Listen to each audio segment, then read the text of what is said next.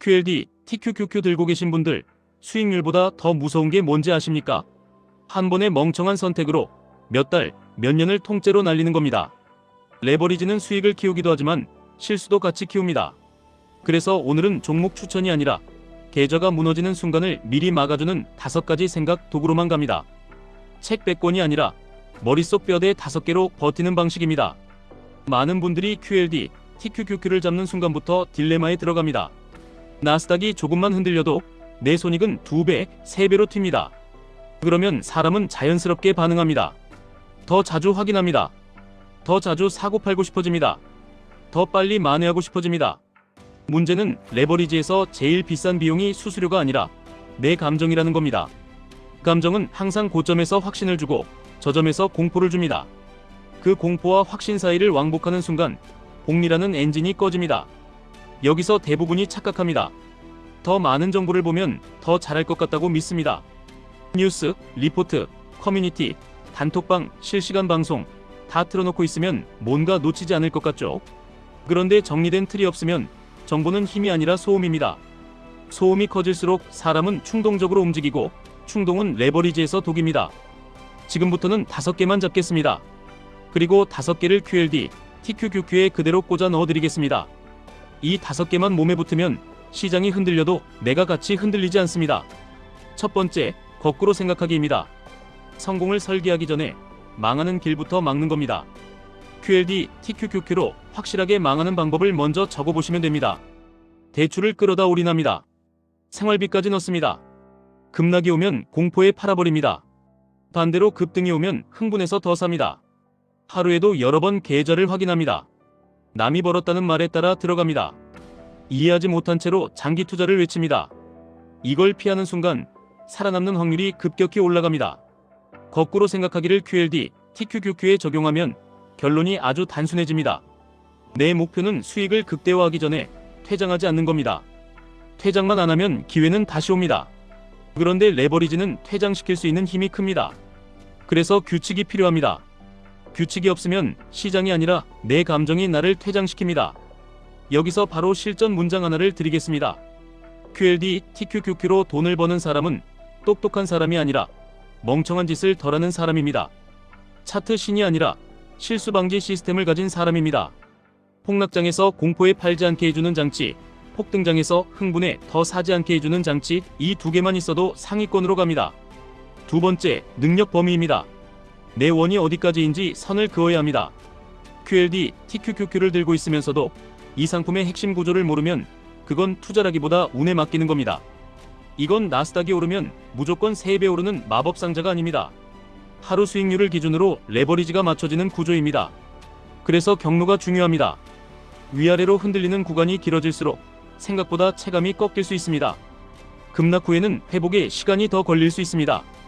이걸 모르고 들어가면 하락장에서 내가 왜 이렇게 아픈지 이해를 못합니다. 이해를 못하면 사람은 공포에 져서 이상한 행동을 합니다. 능력 범위를 넓히는 방법은 어렵지 않습니다. QLD, TQQQ를 이해하려면 먼저 본주를 보셔야 합니다. QLD는 나스닥 100을 2배로, TQQQ는 나스닥 100을 3배로 따라가려는 구조입니다. 그러면 내 판단의 기준은 QLD, TQQQ 자체가 아니라 나스닥 100과 그 환경입니다.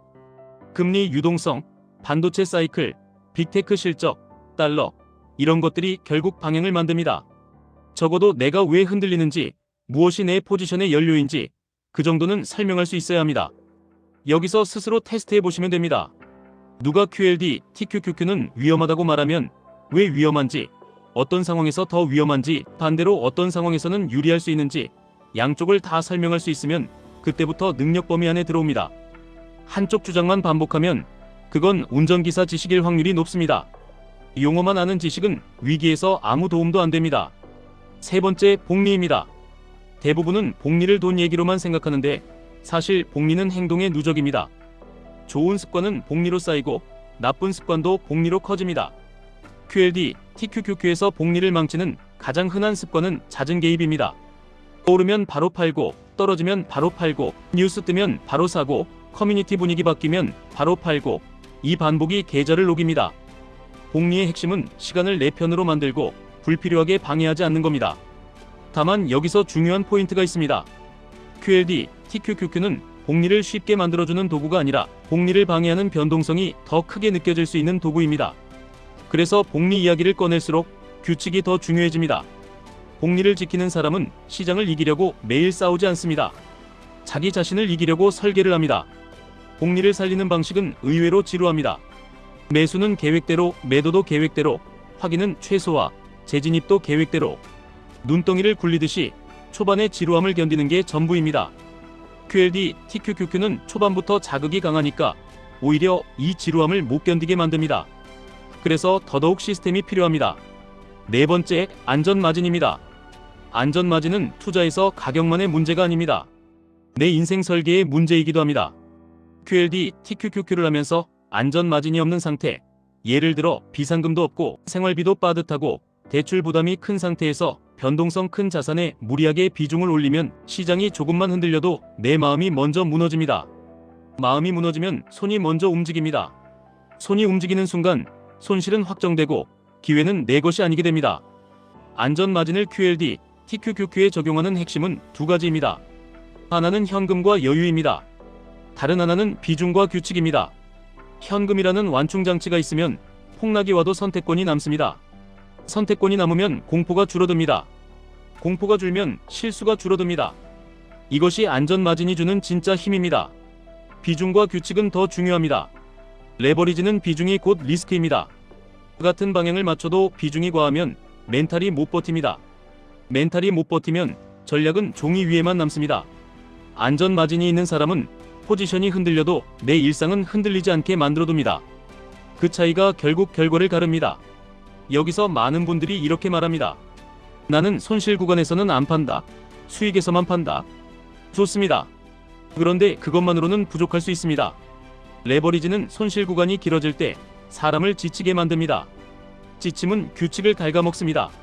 그래서 안전마진은 숫자보다 구조입니다. 내가 규칙을 지킬 수 있게 만드는 구조, 그게 안전마진입니다. 다섯 번째, 인간의 오판 심리학, 그리고 인센티브입니다. 이게 진짜 핵심입니다. 시장을 움직이는 건 숫자만이 아니라 사람입니다. 그리고 사람은 인센티브에 반응합니다. 클릭을 먹고 사는 곳은 공포를 팔아야 합니다. 그래서 제목이 세집니다. 채널이 살아야 하니까 내일 망한다고도 말하고 다음 달 천장 뚫는다고도 말합니다. 그 말이 틀려서가 아니라 그 구조가 그렇습니다. 내가 누구 말을 듣고 있는지보다 그 사람이 어떤 보상을 받는 구조에 있는지 보셔야 합니다.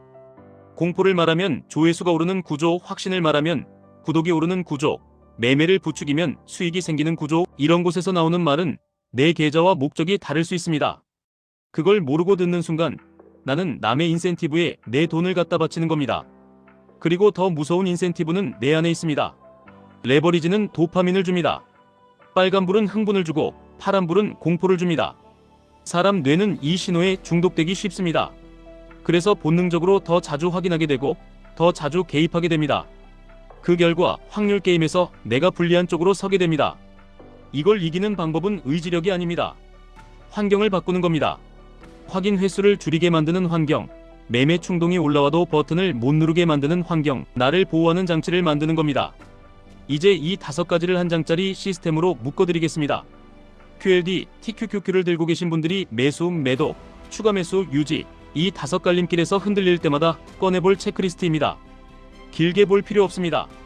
핵심만 보시면 됩니다. 첫째, 내가 지금 하려는 행동이 계좌를 망하게 만드는 전형적인 길인지 먼저 적습니다.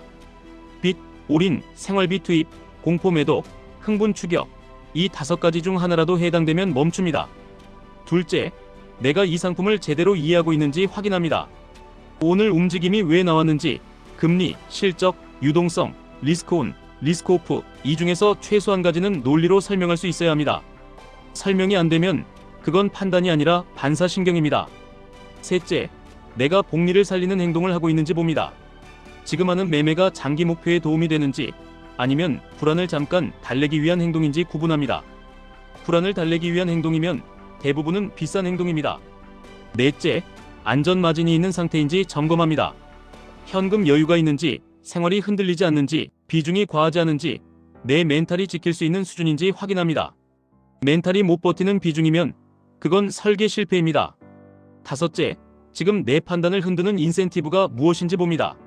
누가 어떤 말로 나를 자극했는지, 그 말의 보상 구조가 무엇인지, 그리고 내 안에서 어떤 감정이 올라오는지, 흥분인지 공포인지 감정에 이름을 붙입니다. 이름을 붙이면 감정은 힘이 약해집니다. 여기까지 하면 시장이 복잡해도 내 행동은 단순해집니다. 단순함이 이깁니다. 특히 레버리지에서는 더 그렇습니다. 복잡하게 하려는 순간 실수가 늘어납니다. 이제 현실적인 장면에 꽂아서 보여드리겠습니다. QLD TQQQ를 들고 있는데 나스닥이 하루에 크게 빠졌습니다. 뉴스는 난리입니다. 금리가 어쩌고 실적이 어쩌고 거품이 어쩌고 폭락이 시작이니 뭐니 말이 쏟아집니다. 이때 대부분은 두 갈래로 무너집니다. 공포에 팔거나 분노로 무리해서 물타기 합니다. 둘 다 실수일 수 있습니다. 거꾸로 생각하면 이렇게 됩니다. 이 상황에서 내가 망하는 길은 무엇인가? 공포에 던져서 바닥에서 퇴장하는 것, 혹은 내 능력 바뀐데도 복수 매수로 감정 베팅하는 것. 이 두 개만 피하면 나는 일단 살아남습니다. 능력 범위로 보면 이렇게 됩니다. 나는 지금 하락의 이유를 이해하는가? 단순한 이벤트인지, 구조적인 변화인지, 유동성이 줄어드는 국면인지, 실적이 꺾이는 국면인지 최소한 분류는 할 수 있어야 합니다. 분류가 안 되면 결론은 하나입니다. 행동을 줄입니다.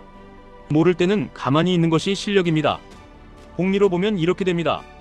오늘 한 번의 손절이 내 복리를 보호하는가, 아니면 복리를 끊는가? 레버리지에서 손절이 무조건 나쁘다는 말이 아닙니다. 다만 대개 사람들은 손절을 원칙으로 하는 게 아니라 공포로 합니다. 공포 손절은 대개 바닥과 가까운 곳에서 나옵니다. 원칙 손절은 구조가 깨졌을 때만 나옵니다. 둘은 완전히 다릅니다. 안전 마진으로 보면 이렇게 됩니다. 내가 지금 공포에 흔들리는 이유가 비중이 과해서인지, 현금 여유가 없어서인지, 생활이 불안해서인지 확인합니다. 원인이 생활 불안이면 투자 문제가 아니라 구조 문제입니다. 구조를 고치지 않으면 다음에도 똑같이 무너집니다. 인센티브로 보면 이렇게 됩니다. 지금 내 공포를 키우는 정보가 무엇인지, 그 정보가 조회수를 먹는 구조인지, 확신을 팔아서 돈을 버는 구조인지 봅니다. 그리고 내 손이 왜 버튼으로 가는지, 내 뇌가 지금 어떤 보상을 찾고 있는지 봅니다. 대개는 불안을 없애려는 보상입니다. 그런데 그 보상은 계좌의 비용으로 찍힙니다.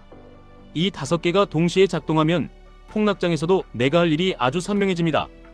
나는 예측을 하려는 게 아니라 실수를 줄이는 쪽으로 움직입니다. 그리고 실수를 줄이면 결과는 따라옵니다. 이제 많이 나오는 질문들을 정리해드리겠습니다. QLD, TQQQ 들고 계신 분들이 제일 많이 묻는 것들입니다. 첫 번째, 그러면 QLD, TQQQ는 하지 말아야 합니까? 결론부터 말씀드리면 도구는 죄가 없습니다. 문제는 사용법입니다. 칼은 요리도 하고 사고도 냅니다. 레버리지는 성장도 키우고 실수도 키웁니다. 내가 감정을 통제할 시스템이 있고, 생활이 흔들리지 않을 안전 마진이 있고, 상품 구조를 이해하고 있고, 장기적으로 기다릴 엉덩이가 있으면 그때는 도구로 쓸 수 있습니다. 그게 없으면 도구가 나를 씁니다. 두 번째, 하락장에서 무조건 물타기 하면 언젠가 회복됩니까? 언젠가라는 말이 제일 위험합니다. 레버리지는 시간과 경로의 영향을 크게 받습니다. 무엇보다 내 멘탈이 언젠가까지 버틸 수 있느냐가 관건입니다. 그래서 물타기 자체가 답이 아니라 어떤 조건에서, 어떤 비중으로, 어떤 여유로, 어떤 규칙으로 하느냐가 답입니다. 규칙 없는 물타기는 신념이 아니라 감정입니다. 세 번째, 그러면 매도는 언제 합니까? 가장 많은 분들이 여기서 갈립니다. 정답 하나가 있는 게 아니라 원칙이 있어야 합니다. 다만 5모델로 정리하면 간단합니다. 역발상으로는 퇴장만 막으면 됩니다. 능력 범위로는 내가 이해할 수 없는 공포에서 팔지 않습니다. 복리로는 자주 흔들지 않습니다. 안전 마진으로는 생활이 무너질 수준이면 구조부터 고칩니다. 인센티브로는 남의 말에 흔들려 팔지 않습니다. 이 5개를 통과하는 매도만 하시면 적어도 후회 확률은 크게 줄어듭니다. 네 번째, 시장을 매일 봐야 합니까? 레버리지는 매일 보고 싶게 만듭니다. 그런데 매일 보는 것이 수익을 보장하지 않습니다. 오히려 매일 볼수록 충동이 커질 수 있습니다. 그래서 정해진 시간만 보는 루틴, 정해진 조건에서만 행동하는 루틴이 중요합니다. 내가 시장을 보는 게 아니라 시장이 나를 흔들지 못하게 하는 게 목적입니다. 다섯 번째, 지금 같은 변동성장에서 가장 중요한 것은 무엇입니까? 저는 단 하나라고 봅니다. 멍청한 짓을 하지 않는 것, 빚으로 올인하지 않는 것, 생활이 흔들릴 비중을 만들지 않는 것, 공포에 던지지 않는 것, 흥분에 추격하지 않는 것, 이 5가지만 지켜도 상위권입니다. 마지막으로 오늘 내용의 결론을 한 문장으로 묻겠습니다. QLD, TQQQ는 수익을 키우는 상품이기도 하지만 당신의 약점을 확대하는 거울이기도 합니다. 그래서 이 상품을 오래 들고 가서 살아남는 사람은 차트를 이기는 사람이 아니라 자기 자신을 이기는 사람입니다. 5가지 멘탈 모델은 시장을 맞추는 비법이 아닙니다. 내 손이 망하는 버튼을 누르지 못하게 막아주는 방패입니다. 방패가 있으면 칼도 쓸 수 있습니다. 오늘부터 딱 하나만 해보십시오. 매수, 매도, 추가 매수, 유지, 고민이 올라오는 순간에 5 모델 체크리스트를 먼저 통과시키는 겁니다. 그 한 번의 멈춤이 레버리지에서는 인생을 바꿉니다. 지금까지 1분 투자 하이젠버그였습니다.